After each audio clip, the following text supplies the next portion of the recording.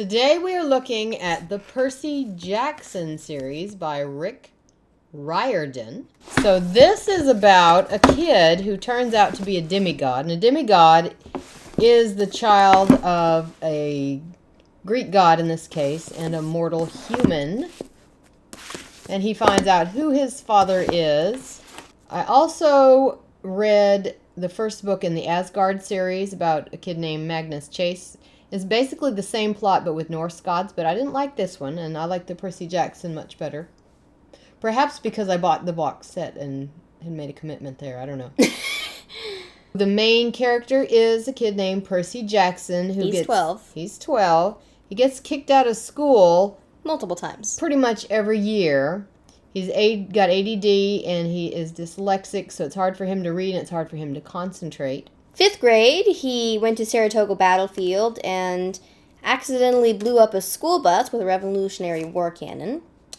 At 4th grade, he hit a wrong lever on the catwalk and sent his class into a swimming pool.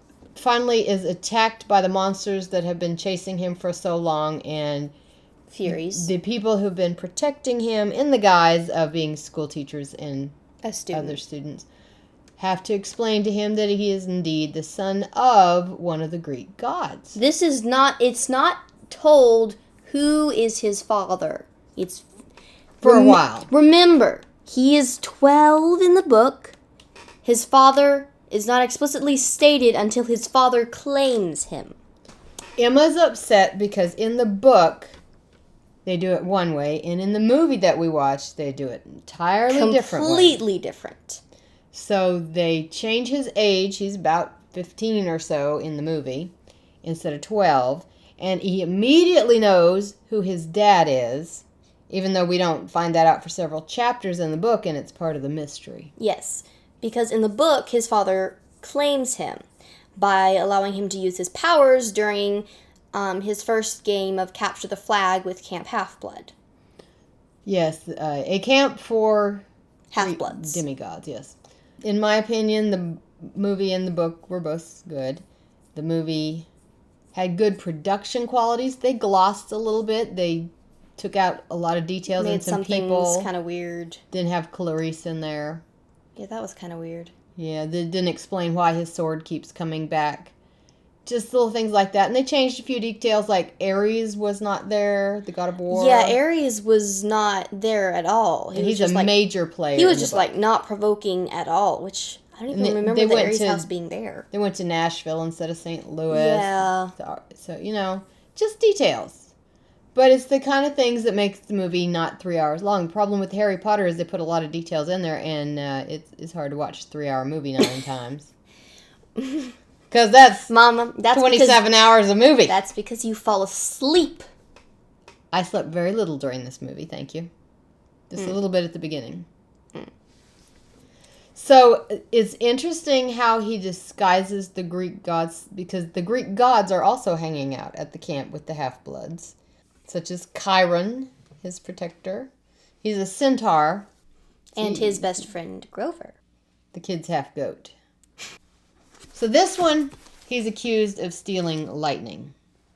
Isn't that fun? So he has to find the lightning bolt, take it back, keep all the gods from declaring war on each other. Sea of Monsters, he has to go rescue Grover. And by that means also Clarice. And then the Cyclops is in this one. Yes. We find out something very interesting about his family in that one. Before the Greek gods were their parents, the Titans. The gods are the Titans' children. And the gods put the Titans away. Yes. Basically. Not killed them because you can't kill gods, but dissolved them. Kronos tried to eat his children, but then... Yeah, that's not nice. But then Zeus's mother disguised a rock as him, so then Zeus forced his father to throw up all of his siblings.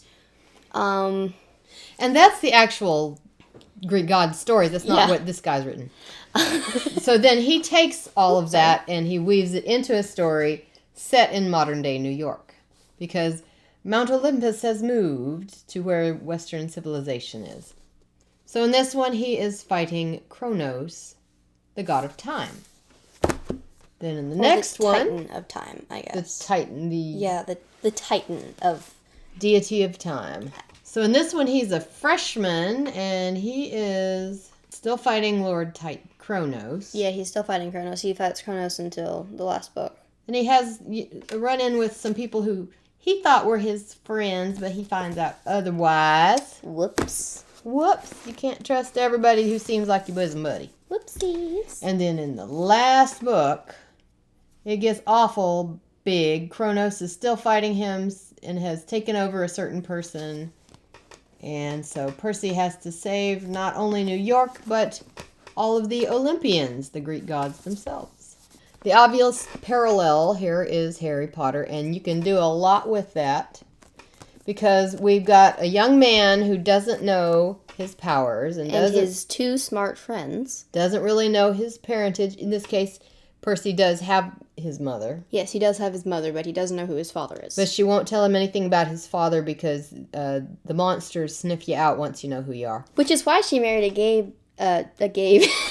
His name is Gabe, but a guy named Gabe Ugliano, I think it is. She married a guy who smells, so the monster wouldn't be able to smell her child. Isn't that nice? The things we do for our children. Percy knows who his mother is, but not who his father is. Harry, however, does not know who either of his parents are because they were both killed. And Chiron is the equivalent of Dumbledore in this one. The Mentor is now a horse. Still has a long beard. The Mentor is now the Centaur. The Mentor is the Centaur, yes. Annabeth might be a good stand-in for Hermione. Yeah, not a completely direct comparison, but it could there. work. It could work. The sidekick in this one is a satyr instead of a guy with red hair. Grover. Grover's adorable. He's my favorite character. Grover has brown hair. The evil person in this one has been dispossessed and has to come back and get his evil powers again, and he likes to possess people to do it. So that's just like the guy with no nose, who shall not be mentioned. What's his name? He who shall not have a nose, also known as Lord Voldemort. Voldemort, yes. Voldemort and Kronos there. They'd be best buds unless they tried to kill each other. And of course your usual variety of magical type Ooh. beings. And the houses, although there are a lot more of them. Houses. Mm-hmm. Like with the Ares versus Poseidon war. Oh, so in Harry Potter you have... Sorry, Athena versus Poseidon thing. In Harry Potter you have 4 houses. Slytherin, Hufflepuff, Ravenclaw, and Gryffindor.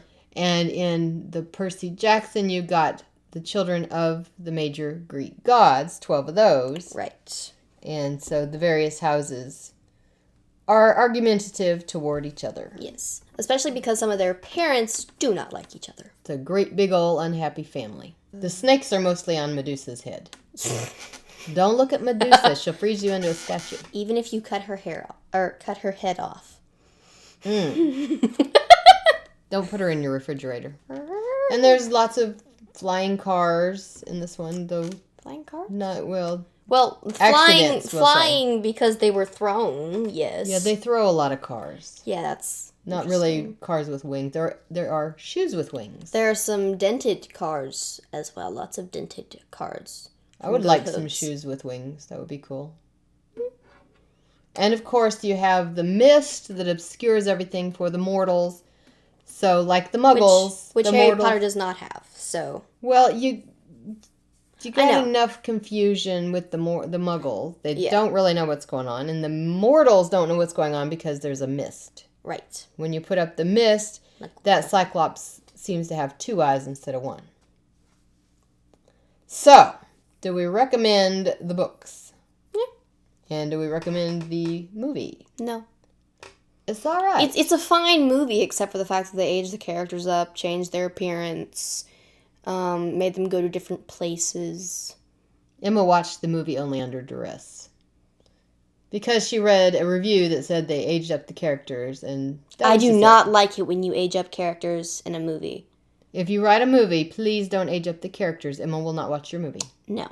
And until we see you again, make sure to make time for Teen a Good Book. And be faithful to the book. Right.